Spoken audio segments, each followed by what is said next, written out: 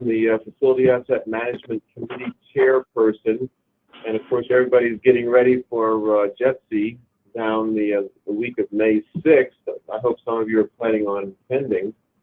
We've got a full roster of Facility Asset Management Committee activities, including a Facility Asset Management Committee meeting, different than in some of the technical briefings. That'll happen on Tuesday, May 7th at 10:30 in the morning in room 19.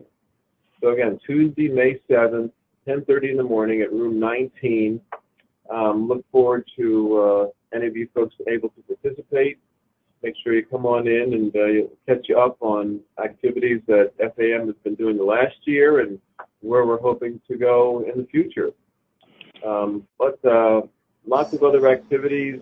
Of course, the Run to 2020 is the really big effort that we're all focused on, and that's going to continue to receive a lot of attention. But this webinar, of course, is a part of our continued outreach, and I think that sort of wraps up all the points I wanted to make, Ed.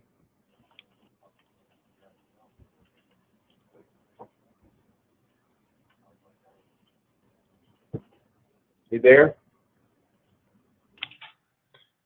Yes. Is Mike on the call as well?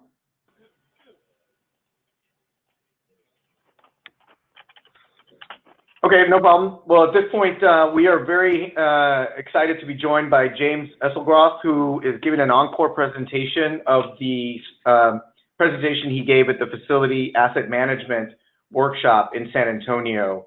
It was standing room only, and we had to turn away a lot of folks, so we invited him to provide this encore presentation. Jim, I'm going to just turn it over to you and ask if you could just say a few comments about yourself and your background, and then go ahead and dive right on into your presentation.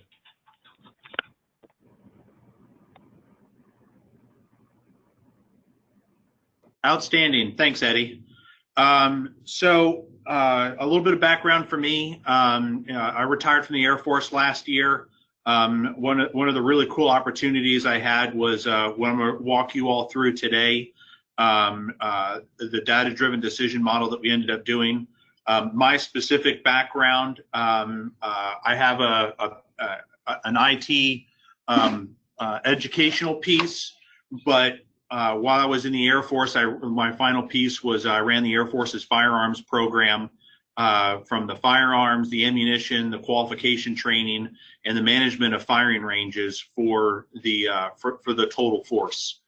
And firing ranges, as we'll walk through today, was a key piece of the portfolio that we had managed. The total portfolio was about a $2.5 billion portfolio, encompassing all of those items, including small arms ranges. And so those pieces and that opportunity we'll walk through here in a few seconds on what we had done through that entire piece. I'd ask if we could keep questions to the end. If you've got a hot burning question and you don't want to forget about it, go ahead and in the chat function, go ahead and add your question into the chat piece. And at the end, we'll go through if we got time to be able to answer those questions. And on the last slide, I'll also have my contact information. If there's any follow-up questions, you'll have if we run out of time, or if you forget, if it can come into mind while we're having this discussion. I'll be happy to answer any questions that anybody has. And so with that, we'll dive right in. And so this is kind of these 5 objectives are the objectives that we hope to have you learn through our process, through this session, learning from what we had learned through this entire process. And it's also really important to note that this all started really with really one question.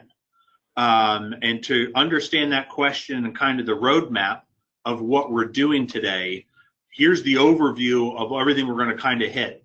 And really this all starts, the biggest piece was in 2015, the Air Force was kind of the last one to show up to the dance of centralizing the installation and mission support pieces. And so we stood up in the Air Force the Air Force Installation Mission Support Center. And as it was standing up in 2015, the commander and at the time, General Carter, Major General Carter, and General Wolfenberger, the Air Force Material Command commander, were visiting all of what were going to be called and are now the primary subordinate units, or PSUs, under Air Force IMSC.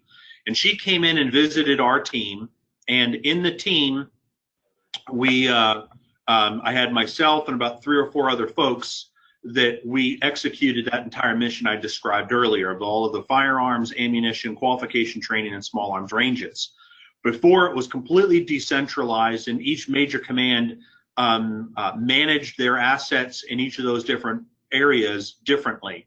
Well, with the stand-up of IMSC, all of that was to be centralized and executed with the team that I was a part of, and eventually I ended up leading. And so the question that we'll walk through today that you'll learn from our opportunity was, she asked a question. She said, hey, what's the status of ranges? Do we have a 1 to N list? And if I had $1 to spend, where should I spend that dollar? And we could all kind of probably have heard that in one shape or form or fashion. And although we're going to use small arms ranges as a discussion point in the learning that I'm going to pass on to all of you from a data-driven decision framing framework, the ability to be able to apply this to any other family of facilities at private entity or in a public setting from the local, state, or federal level is completely applicable. We'll just use small arms ranges as the genesis to describe. You'll be able to talk about the applicability to any one of those pieces. So we'll walk through. This will be our roadmap that we're going to hit on to be able to answer her questions. And throughout the session, I'll hit on additional pieces as we went through the learning process, and we're continually going back and giving her updates and outbriefs, which came to follow-on discussions, and then to her predecessor that followed on, General Spacey, additional questions that he had. So ironically, how the Air Force organized, trains, and equips, it leads to how the Air Force manages those ranges. And over the past 70 years, the major transformation across all of on how, who, and where we train on small arms light weapons was also changed. And so the Air Force's approach through that organized training and equipment played a significant role in how we execute that combat arms mission. And so the association on how we design, construct, and operate our ranges. And as you can see here, a couple points I'll highlight out is that obviously the Air Force's mission is air operations and delivering air capability. And so our design of our bases and the snippet of land that it sits on is predominantly focused on air operations. So anything that's left over, any real estate that's left over for is very limited for other mission areas, including small arms ranges. Unlike where maybe the Marines or the Army design their bases around huge training areas to include small arms ranges as a part of those training areas, we focused our areas on air operations for obvious reasons. But because of that, we'll talk later on the causal factors that led to what we had inherited in 2015 when our Air Force IMSC stood up. Well, the limited real estate drove us to have to utilize a scaled down silhouette of being able to shoot our weapons out to 300 meters. So it was a 25-meter qualification and with scaled down silhouettes. And the majority of our discussion we're going to talk about today is for our main operating ranges. Those ranges are where we fired our pistols, our rifles, and our shotguns, which is where the majority of our training happens for our airmen. And we'll break down what that looks like. So since as I talked about earlier, the 70 years or so, this timeline here allows you to see all of the what we had started with in a post-World War II Korean era weapons training methodology. We kind of took on, because we were a part of the Army, we kind of brought that Army methodology across until about 1958 when General LeMay stood up this U.S. Air Force Marksmanship Center and the Small Arms Marksmanship Training Unit, or SAM-2 of the day. Today we call them the Combat Arms Tactics and Maintenance, or CATM personnel. Well, the evolution of that training, because small arms ranges is an enabler of that training. We through Vietnam, Cold War, and the Gulf War, we had different ideas and mentalities on what we wanted to be able to train and to simulate to train like we fight.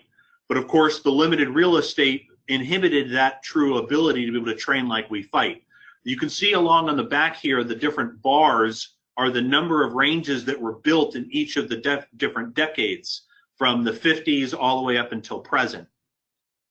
And so in the modern era weapons training, about 1997 to present, we had a study that was done in right before the turn of the century. That study, because we had a lot of 25-meter ranges, started driving life, health, and safety concerns, as well as our inability to train like we fight in a few other areas as well.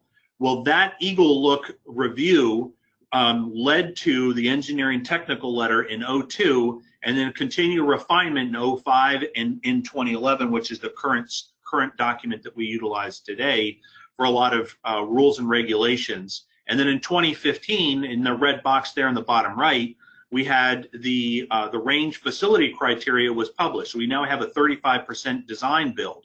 But what's really important to understand here is that for the past, up until 2015, there was a lot of decentralized designing and engineering for all of the small arms ranges across the Air Force. So what that really meant is that there's no two ranges that were really designed or built the same, which leads for a really interesting problem when it comes to centralizing, trying to have a management and a strategy to be able to handle all of the different small arms ranges. And if no two are alike, it created a huge variety of different problems across the entire spectrum of small arms ranges. And so as the stories began in 2015, Air Force IMSC stood up in 2015, and now for the first time in Air Force history, we're centrally managing all of the small arms ranges. And we'll talk through the rest of the pieces you can see in 2016 and 2016, 17, and 18. The Installation of the Future adopts some areas that we're going to talk through today, as well as an executive steering group voting unanimously on ability for Air Force IMSC to be able to do some strategy, and ultimately what we're walking through today from a data-driven decision framework. And then last year, in the spring of last year, just before I retired, we were able to get a 30-year strategy, the first of its kind, getting out of a reactive state into a proactive state. And so this just lets you see from a very macro and a timeline perspective the different areas and how we adjusted our training based on either the wars of the time or the limitations of real estate. And so through this lens of looking kind of in a rear view mirror, which is really what's great about data, is being able to kind of tell you what happened in the past. And so that leads us to, you know, what is the current state and what were the causal factors? I already hit it a couple times, was the limited real estate driving us to 25-meter ranges, the decentralized design and engineering for each of our firing ranges, and a very important factor is our bullets. So the different types of bullets based on either a kinetic requirement from on the battlefield or because of our 25-meter ranges, our containment. So there's two primary pieces that a small arms range has to take care of, and that is A, being able to contain the bullet within the confines of the footprint, either on a full distance firing range or even on a 25-meter range, and then the ventilation in either of those cases. And so because of the limited real estate, we ended up having to build sidewalls and build baffles to contain and limit the footprint because we didn't have the real estate available. Well, the association effect of that is that we now had a ventilation problem because Mother Nature on a full distance range has an ability to be able to move air around and help us out, where in a 25-meter range, I've choked off Mother Nature's ability. So now I've created a man-made problem that I have to be able to handle the ventilation. So as bullets became, had higher kinetic penetration capability, it limited our ability to be able to contain those bullets. Therefore, we had to go to a training round, which was a frangible round. That frangible round had unintended consequences of extra air particulates which drove life, health, and safety concerns that we'll dive down in a little bit. But ultimately, those bullets played a huge factor into the current state that we find ourselves today. So the key findings: the health concerns were a problem. We had blowback issues for the air particulates and carbon monoxide. The conditions of our existing ranges were deteriorating. So once we centralized them, we began to really understand the magnitude of the problem. Bullet trap maintenance, we had maintenance strategy issues, ventilation systems, I already talked about those. But we also found that there were ranges in the Air Force that were underutilized. They'd built these huge complexes, and they were really large for the population or the amount of personnel that they needed to train. Again, we didn't know those things prior to 2015. So to answer the first question on the status of ranges and the other pieces on the 1 to N, coupled with if I had $1 to spend, where should I spend it? We were able to build the status of ranges dashboard. And there was 3 key pieces of information. There was a database that the Security Forces Management Information System, or SIFMIS, the operational executors of that mission, which is the part that I was where I resided, and then working with our civil engineering counterparts like Michael Zapata and Mark Vivians, we were able to pull information from ASIS that had additional firing range facility information, plus projects and other areas, and then the wings themselves, the actual implementers and executors of the mission at the tactical level. So they also played a key factor.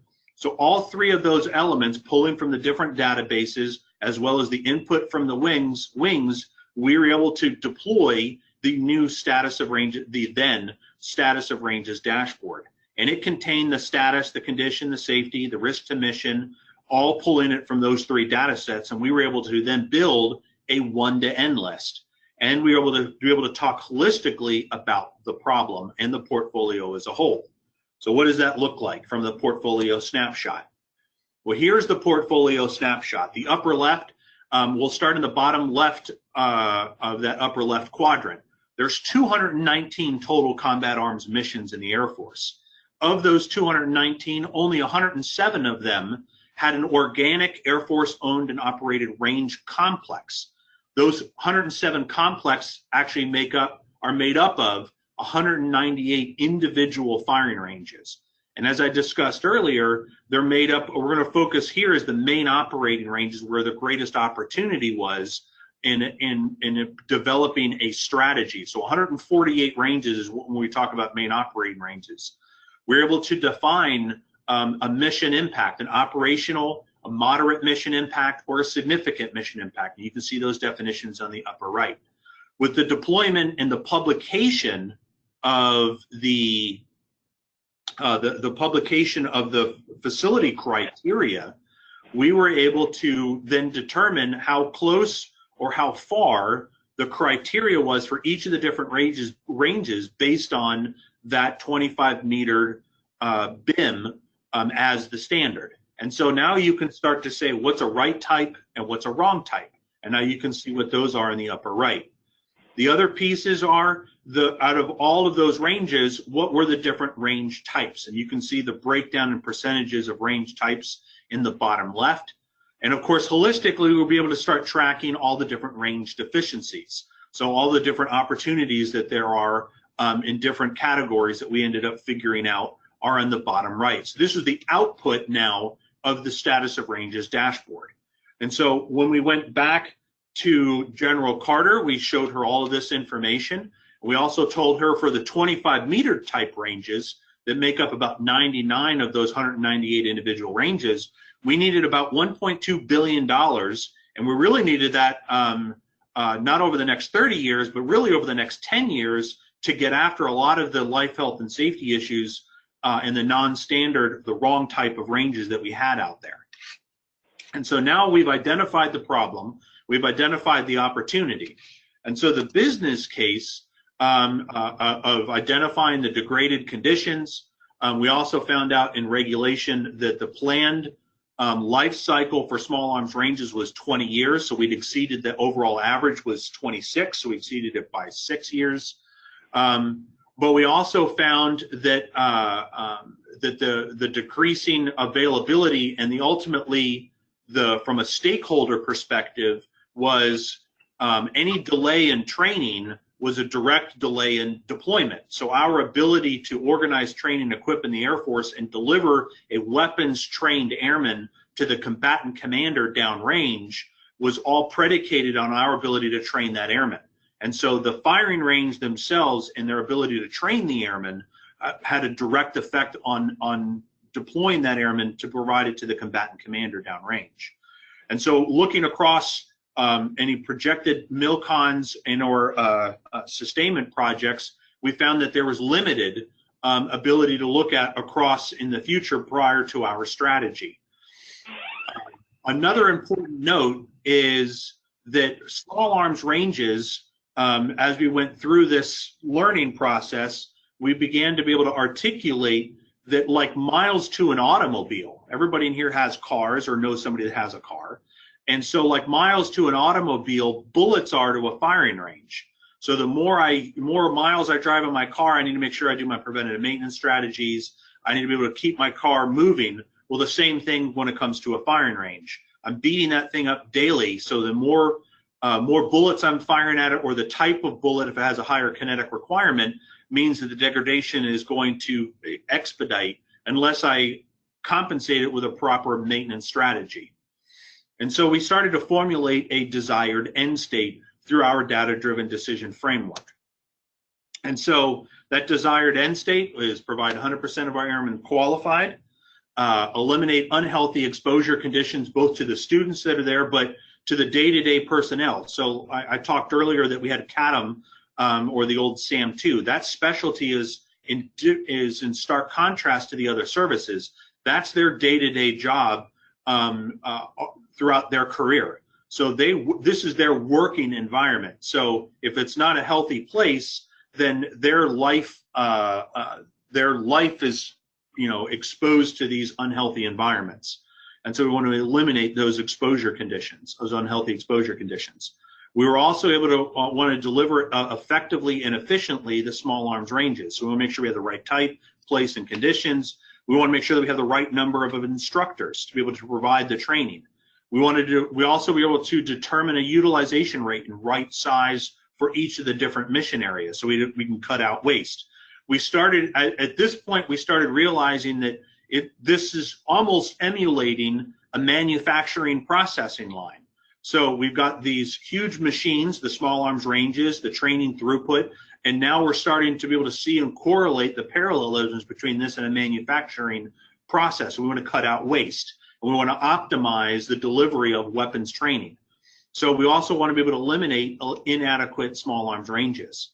Now, through the entire process, as we were going through this data-driven decision piece, we knew that we also needed to be able to manage change and expectations.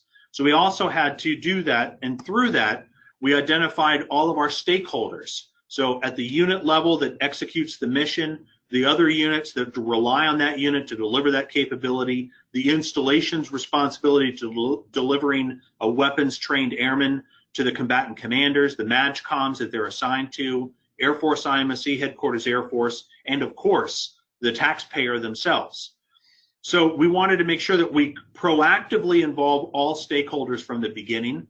A lot of people get a little timid and scared when we talk about data-driven decision-making. They hear words like algorithms, and they get kind of terrified about those things. So to remove those fears, you have to be transparent in how you are developing the algorithms, what you're doing, making sure that you're tailoring those messages to the stakeholder. How are we supporting their people? How are we managing the risk that they have to do? And then ensuring that we're taking all of their risks, accounting for them so that they can feel as though their voice and their needs are being addressed. And once they are so, they become an advocate for what we're doing, rather than if it's something that they don't understand, it becomes fearful and they want to push away. And so at the end of the day, we also wanted to make sure that we were being the best stewards of taxpayer dollars, that we're getting the best bang for our buck, pun intended. So we also looked at going from that change management piece, was being able to look at it from a life cycle perspective. and all the time I was in a higher headquarters position, we always felt like we were firemen. And so we always felt like we were having to put out fires, and we were very reactive. Well, to get out of a reactive state and get into a proactive state, leveraging data and taking a life cycle approach to the problem allowed us to be able to look over the horizon or over the tidal wave of reactiveness that we were dealing with. And so to do so within this confines in this story, we looked at, do we want to own the Air Force? Do we want to own the ranges? Do we want to pursue a partnership where maybe there's a low utilization rate? Or if neither of those work, then maybe sending those personnel travel so we can do a hub and spoke concept where appropriate. And so we wanted to identify a preferred option considering the cost, considering the risk to the mission, the risk to the force, and the risk to the institution.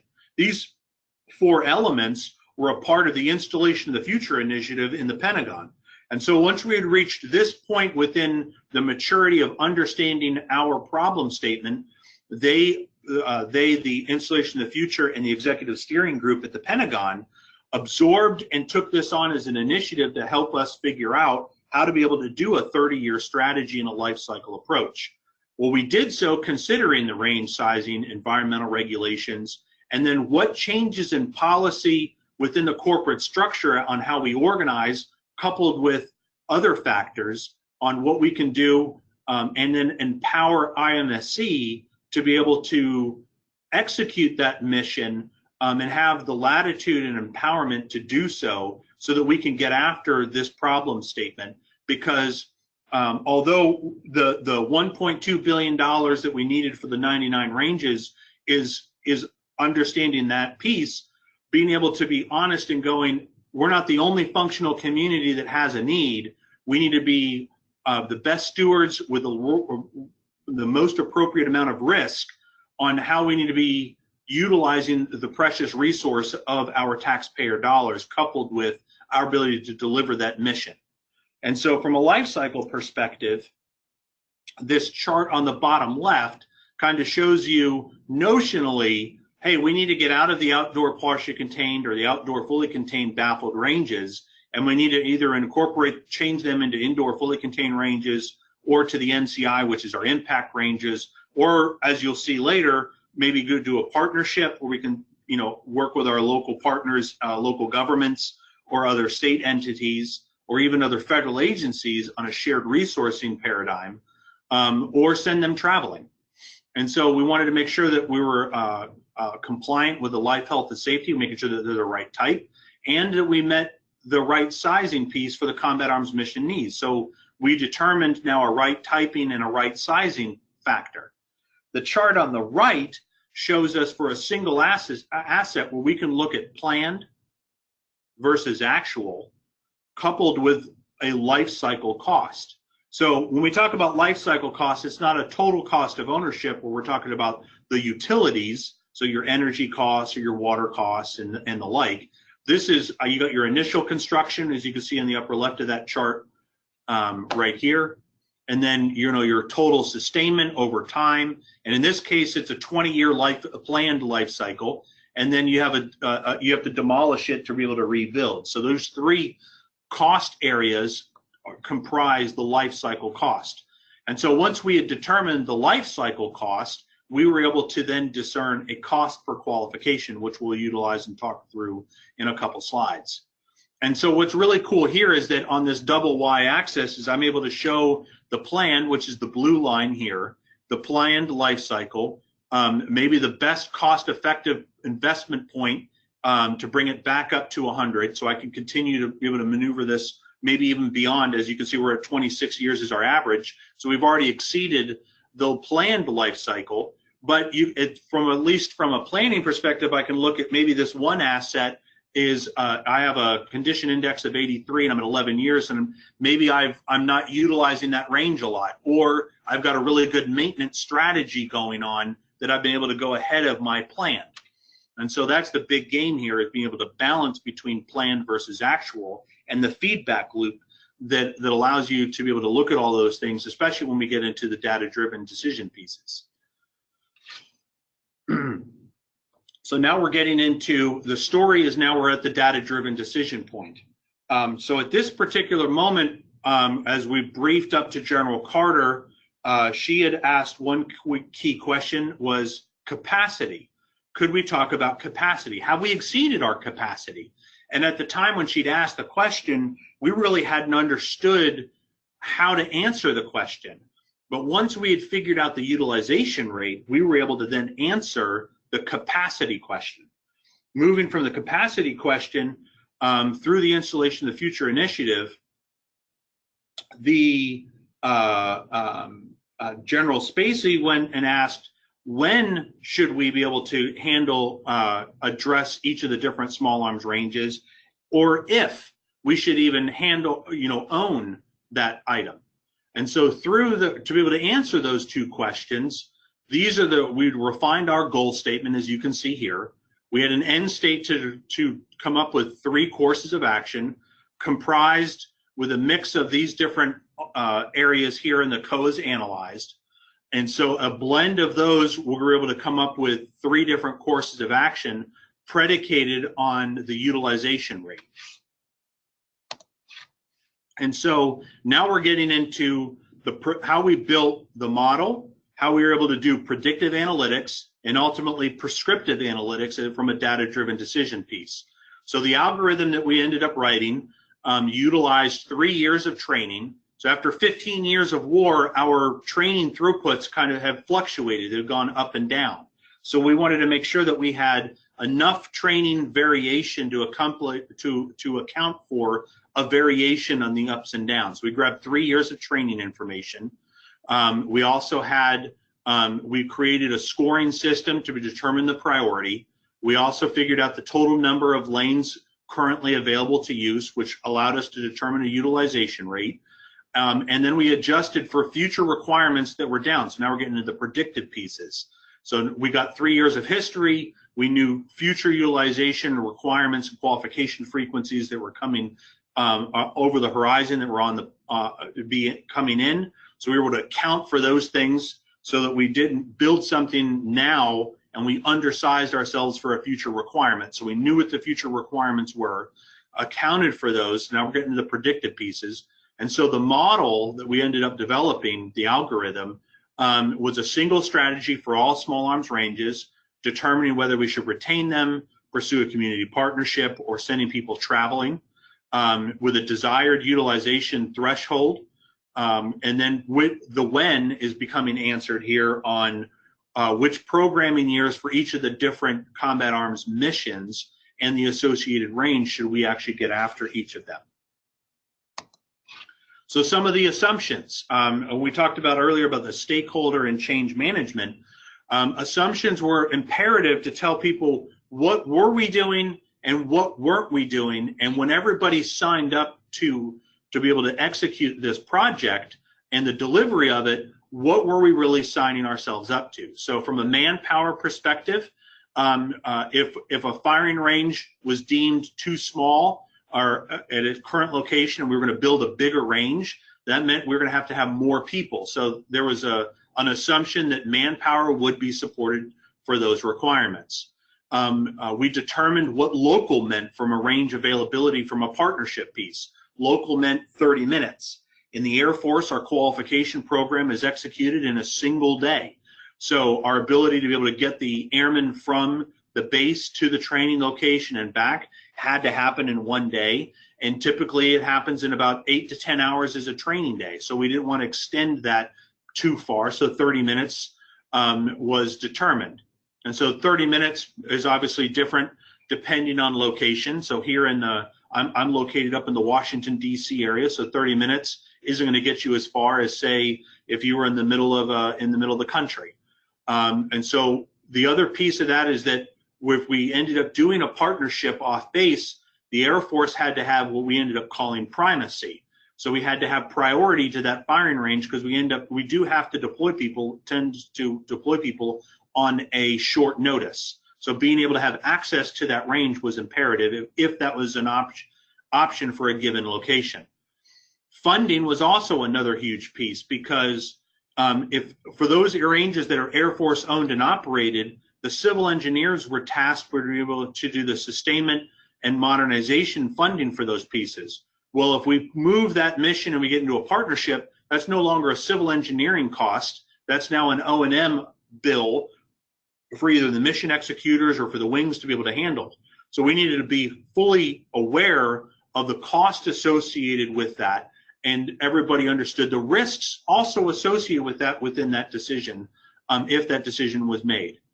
And then finally, from a facility perspective, if we chose to retain you, that there would be advocacy and supporting of those projects through FSRM, UMMC, or MILCON. Those are sustainment restoration dollars, MILCON dollars, or minor MILCON construction dollars, as well as being able to look at prefabricated ranges as a viable solution for those ranges that had a requirement for under 14 lanes, in some cases up to 21. And so the model itself, from a very macro and high level perspective, we can look at how the model itself looked. And the first question we had to ask ourselves, as you may recall, we had 219 combat arms missions, but only about half of them had an organic Air Force owned and operated range. So we wanted to first gather everyone's requirements. We wanted to look at, if we built you a range, how well would you utilizing it? Not looking at any current range that they have today. We wanted to look at, if we built you a range, how big would it be? And if we built it for you, how well would you utilize it? Then based on that utilization rate, we would then have a line in the sand based on 0 to 100% utilization. There would be the three courses of action that we ended up looking at would determine if you were above or below that cut line. If you were above it, we were going to own you, we were going to retain you, and if you were below, we were going to either send you at a community partnership based on cost or send you travel. So there was a cost per qualification between those two, and then between retaining you and not was on the utilization rate, which also talks to being the best stewards of taxpayer dollars. Because if you were a really low utilized range, ultimately that was a poor investment because we're not utilizing it. And so we want to make sure that we're getting the best bang for our buck when it comes to spending on our facilities, because MILCON dollars is a precious commodity that doesn't come along all the time. And so once we determined if we were going to retain you or any one of these other ones, we would do a comparison and contrasting on your requirement from step 1. We would look at, in step 3, your current range if you had one. So if you were right sized and you were right typed, then we would retain you. If you said no to either of those things, then we would need to plan new construction, or we'd need to modify your facility to either be right typed or right sized. Now, if you were below at step 2, below that piece, then we would still analyze if you were going to, if you had a current range.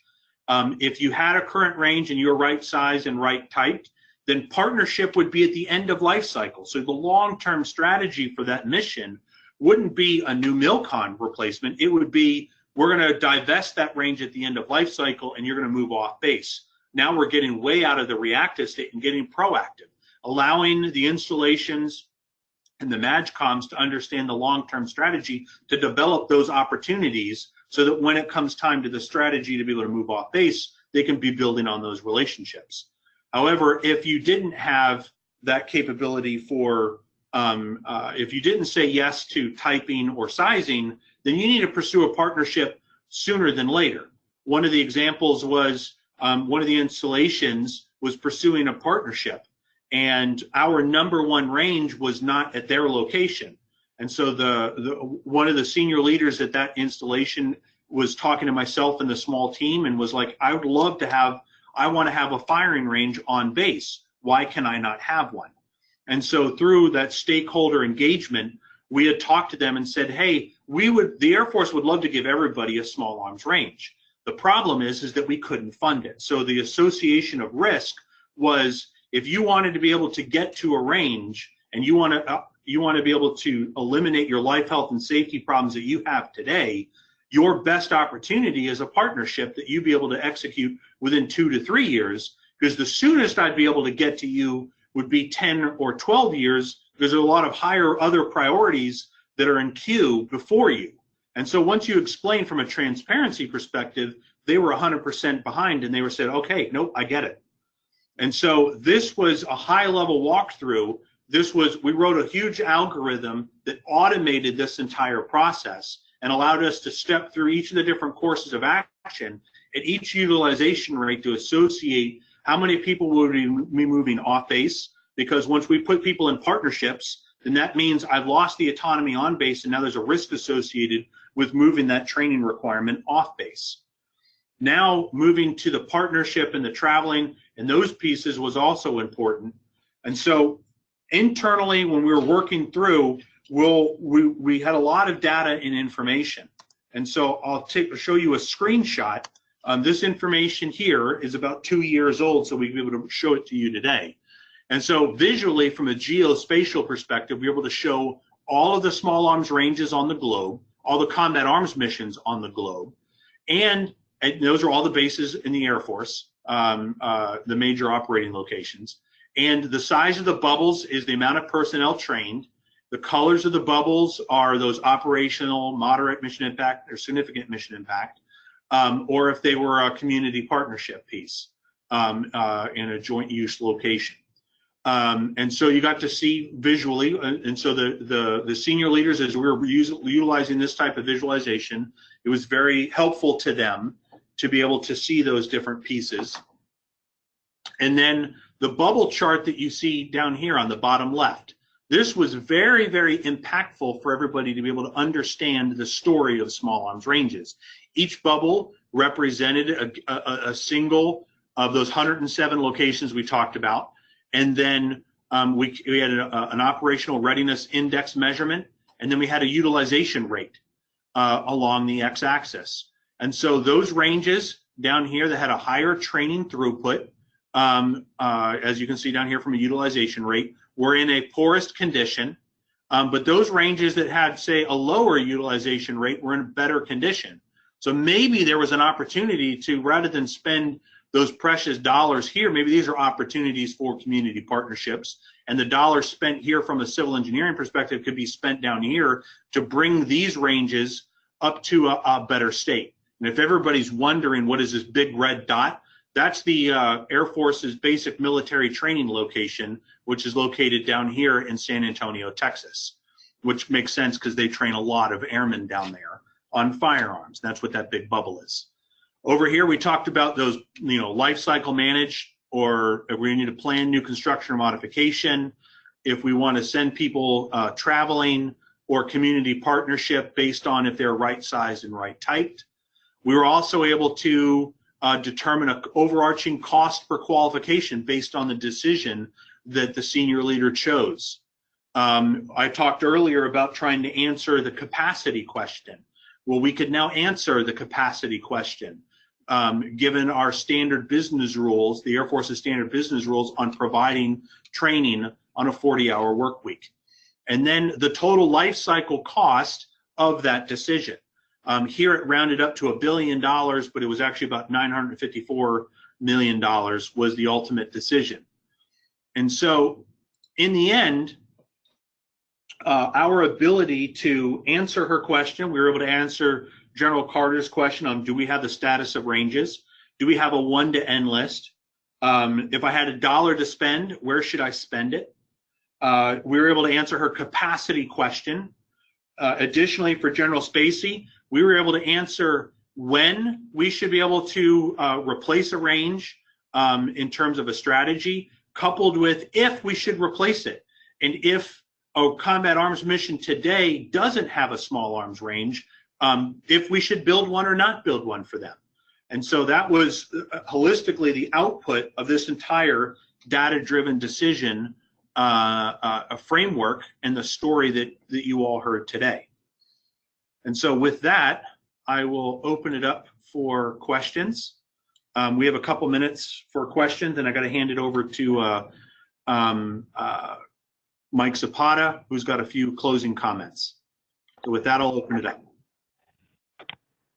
I've unmuted everyone's lines, by the way, so if you have a question, either use the chat function or jump in.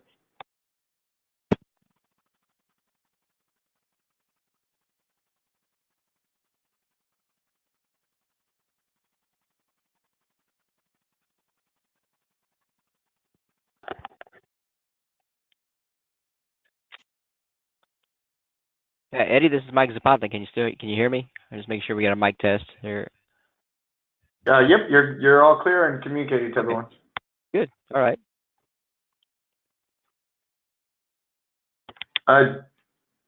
Jim, there's a question in the chat about typical costs for different ranges. Yeah, so we ended up, from a cost perspective, we ended up figuring out a by-lane price for each of the different firing ranges, which allowed us to be able to, based on your sizes, if you needed in the Air Force, we do a 1-to-7 ratio, student to instructor ratio. So our firing ranges are built in 7s. So we were able to come up with a by-lane price, which allowed us to figure out if you needed a 14 or a 21, a 28 point range were the different pieces. So those were like some of the typical costs when it came to 25 meter ranges. We found that the older type ranges, the costs that they had were a lot cheaper because they weren't having to build an entire envelope. They would have dirt. And then the larger impact ranges, the real estate ones that you'll find on typically you'll find on Army ranges and Marine ranges, their costs are significantly lower because their initial investment of purchasing as a part of the installation, the acreage needed, and the long-term maintenance for those ranges is way, way, way lower than the 25 metered ranges. But what's the order of magnitude of the dollars you're talking about? Well, how do you mean that? Well, what's the size of the engineering and construction cost to bring all these things to life? So we worked with the, when it came to the construction criteria, so we pulled a lot of the information that was being utilized for a lot of the projects that were in the queue from a construction perspective.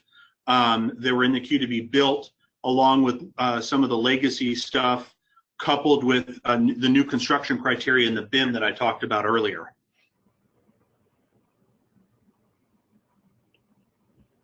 And I think you had another piece there, was the partnership piece.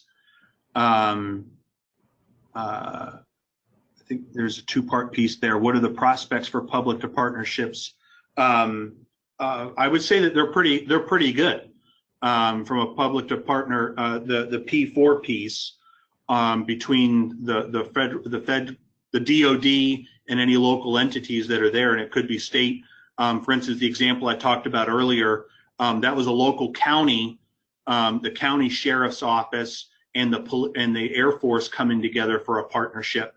Other locations have had police departments come together. Other locations, there are other DoD entities coming together, or even other federal agencies from DHS, DoD, and local entity coming together to be able to build do a shared utilization paradigm.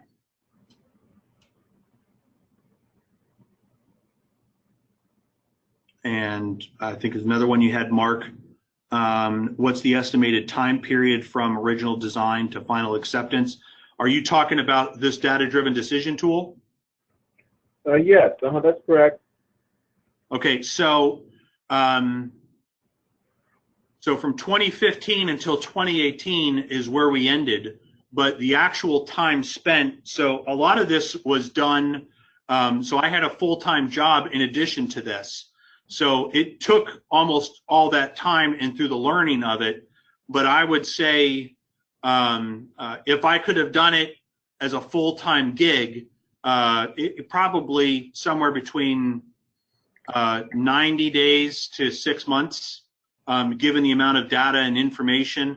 A lot of the information that we had, we found that when we made the status of ranges dashboard, civil engineers tracked a piece of the story, the security forces tracked a piece of the story, but there was huge variances in, there was no naming convention, the methodologies and trying to understand what had happened, what decisions happened when. That's why we ended up coming up with that timeline that I showed early on.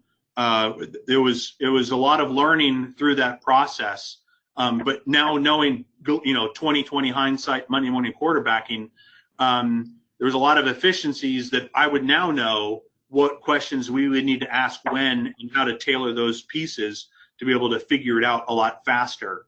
Coupled with what databases are available.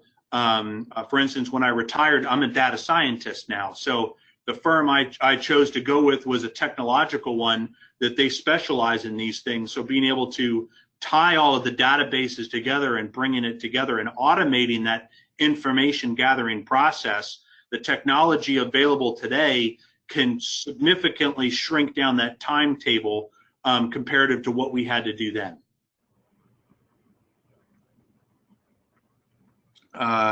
John Booth, how did you handle ranges at Joint Base MDL? So anywhere that there was a joint base, for instance, at McGuire-Dix Lakehurst, we found that the Army did not release the small arms ranges. So this discussion was focused on Air Force owned and operated ranges. So if the Air Force, like at MDL, utilized that range complex, we ensured that how our needs were being met was funneled through the NCOIC, the non-commissioned officer in charge of the combat arms complex, had to ensure that their requirement was being addressed through the Army, but the Army retained tactical control of all of their ranges. So they were not a direct effect of the total cost of ownership as it related to Air Force owned and operated ranges. But there was a shared discussion point through this learning process. We ended up having the first of its kind was a joint service discussion where we brought in the Army, the Marine Corps, the Navy, and the Coast Guard, and we had a roundtable discussion on small arms ranges and the share utilization opportunity across all the services. So in that area, we were able to have that discussion point, but as it pertains here, it wasn't. I hope that answers that portion of your question, John. We have time for one more question before we need to close. If there's one more out there.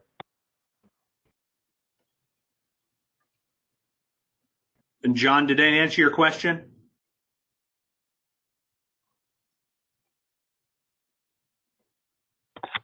Yes, he said on the chat. Good. Okay. All right.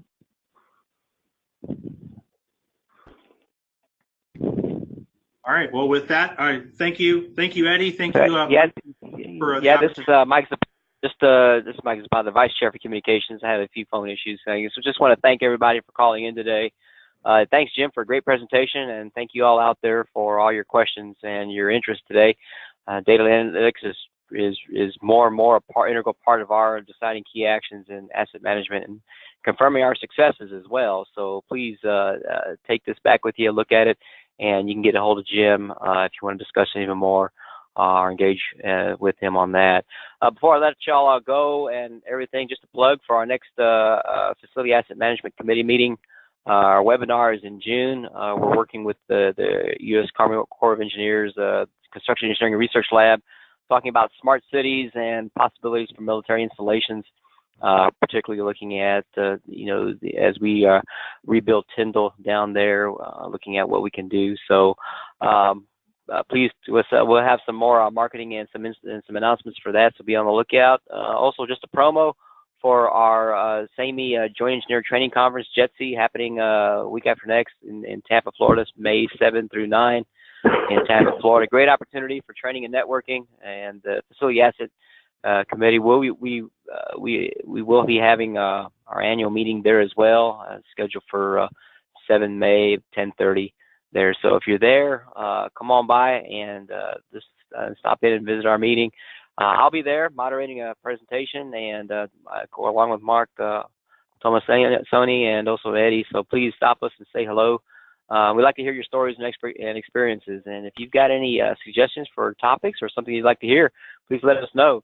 We had a question earlier about the slides. They'll be posted on the FAM website at SAME.org.